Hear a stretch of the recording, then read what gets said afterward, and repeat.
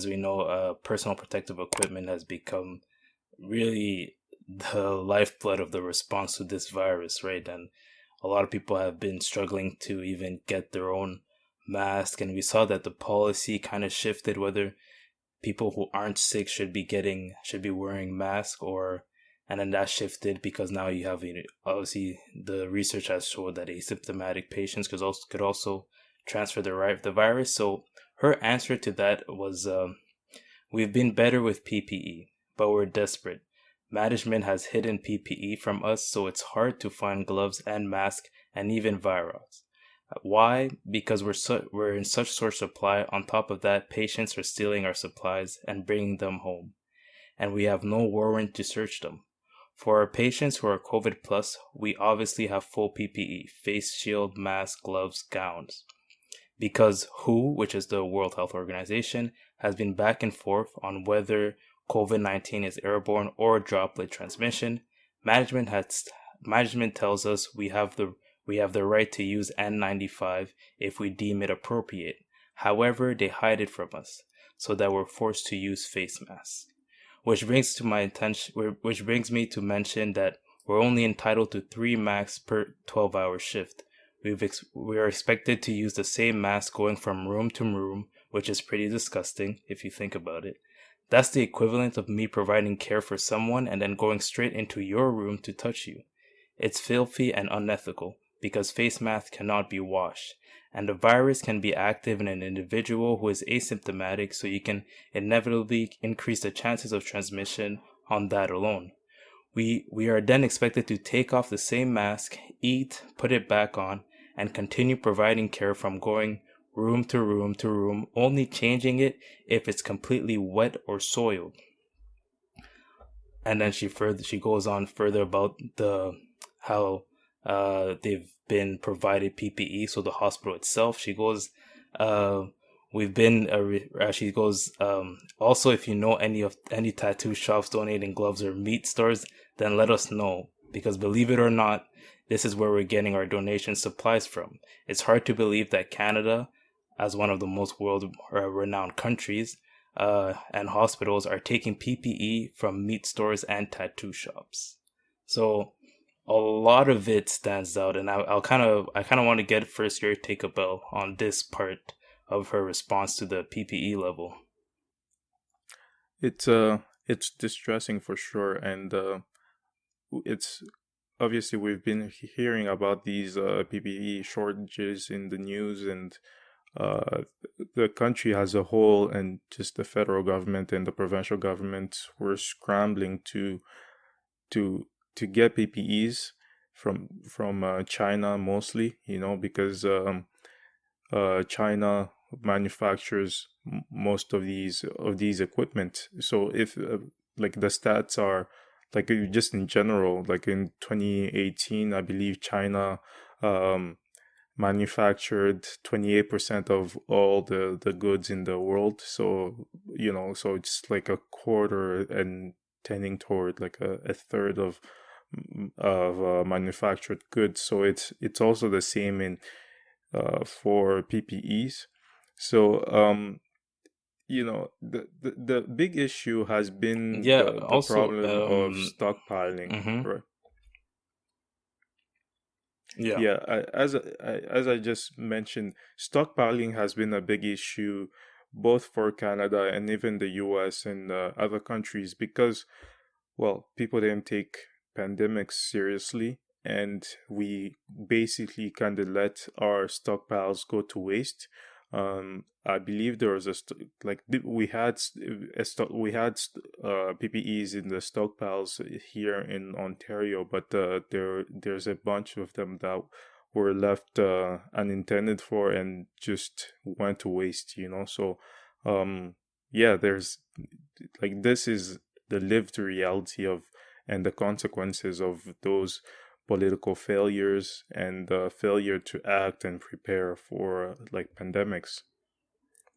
hmm And also adding on to this, she also added that, which brings me to another point. We keep bringing up to management, if you're hiding supplies from patients, what happens when a person codes or there's a medical emergency and I can't go in because I need supplies. I need to get the supplies first. Aren't you delaying care? Could the time wasted looking for PPE, then running back down to the patient, be the factor that determines life and death? And management literal answer to that was yes, but it is what it is.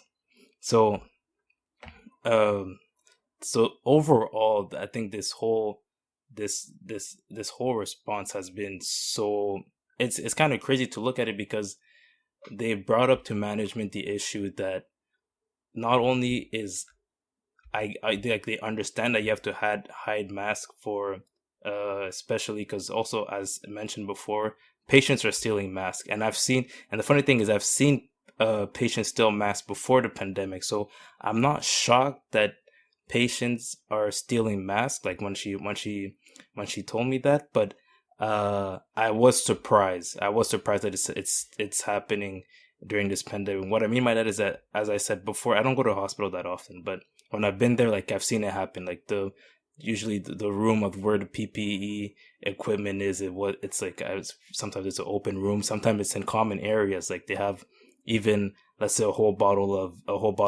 disinfectant, or just on a cart that's going from one place to another. There's like PPE, right? So I've seen patients take it back and forth, but this was before the pandemic. Now you obviously get to the pandemic and people are way more desperate than before. Some people have resorted to going to the black markets to get their PPE. So I understand now, like patients are very desperate, but it's still crazy that yeah, patients themselves are also stealing PPE on top of the nurses in those hospitals. Still also they're rationing their own PPEs. Yeah, so the next one was to know whether she herself fear catching the virus. So she said that I'm not afraid of catching the virus, and many young nurses aren't either. But we're worried of being asymptomatic carriers, bringing it home to our parents, where there could be a bigger health impact, especially given the fact that most of us still live with our parents. The older nurses are on a riot. I've had a nurse who literally stopped showing up to work because she's boycotting this entire situation. In other words, she quit without notice, and legally, we still have to put her name down on the assignment sheet, even though we know that she's not going to show up. Uh, which is why I've pulled overtime, and so have other nurses done so over and over again just to cover for her assignment. And she's just the beginning of it. People aren't going through the official process of quitting. They just stop showing up to their scheduled shift without calling or an explanation. And I think that's like a fear that's kind of uh been echoed also with, not, I'm not gonna say most young people, but the young people who are kind of really taking this pandemic serious, is that, like I understand that by myself I'll be fine. Like there I have a good chance of combating the virus, but it's about, like I have a mom, dad, grandma, etc. And those are the people I'm really worried about. I'm not that much worried about myself, but just about the people who are at risk. Yeah, for sure. Well, at the beginning of this, as the virus was starting to spread, we didn't know who was more affected by the virus, and how the death and what was the demographic breakdown of the fatalities. So at the beginning, it was clear that young people could also get infected, and perhaps even more so, but perhaps that was just attributed to the fact that young people were more lax in their behavior and more active. But yeah, it's been clear that this is affecting a much older the much older population and people with pre-existing conditions, but for, as you said, young people who are taking this seriously understand that just because they aren't in the risk of like being seriously affected by this, meaning dying or or that kind of thing, but doesn't mean that they can make the situation worse by being asymptomatic carriers, and yeah. So like I Mm-hmm. suppose it's quite expected that young nurses would understand this uh Mm-hmm. well. And the next question I asked is because I was actually really wondering, like, what's everybody's morale like at the hospital? What are they doing to basically take care of their, obviously mental health is something that comes into question, especially when you're dealing with a pandemic, which a lot of them, obviously you prepare for this at school, but and everything, you do your studies, but nothing prepares you for a pandemic like a pandemic. So the next question I asked her is, I said, "What's the morale like in the hospitals?" And this is what she said: "Patients are a lot meaner with us, i.e., they see an isolation sign on the door to the room next to theirs, and they demand to change rooms even though we're running at max capacity. They demand that we wash our hands in front of them before we can even approach them, which is kind of a huge insult, but obviously you have to be nice to the patients. Uh, they've been sending us spiritual care workers and even therapists to talk about our feelings, but at the end of the day, nothing is done to address them. Some of my coworkers have moved into their garage because they're scared of passing it to the rest of the family. I know personally my mom doesn't want me working during this time period. In fact, she's been trying to get me to quit and just stay home until it's passed. Especially since on more than one occasion in the past several of my shifts, two of my coworkers just out of nowhere, mid shift, got sick and started vomiting and sweating and having a heavy breathing, which is scary for all of us because we work in such closed systems. We've all been in contact with one another. So they have to go down to the emergency to get tested, and if they get tested positive, then each and every one of the rest of us have to get swabbed as well, and the investigation starts. In addition to that, there's a one visitor policy, and the visitor is not allowed to leave throughout the entire stay. We're basically asking them to bring enough food for 3 days without much access to a fridge, and having a support system is huge in OB, which is what she is, especially after a woman has delivered. And in many cases, their husband partners can't stay to help out with the no leaving policy because they've got kids at home. So these mothers are left alone, which means a lot of their time now is wasted doing things their partners should be doing, i.e., getting constant calls asking if you can get them water, asking if you can get them out of their bed, asking if you can get them something out of their bag, asking if you can wash their baby because they have to go to the bathroom. Again, all this extra time spent are trivial things and is exacerbating and exhausting the extremely already exhausted healthcare system.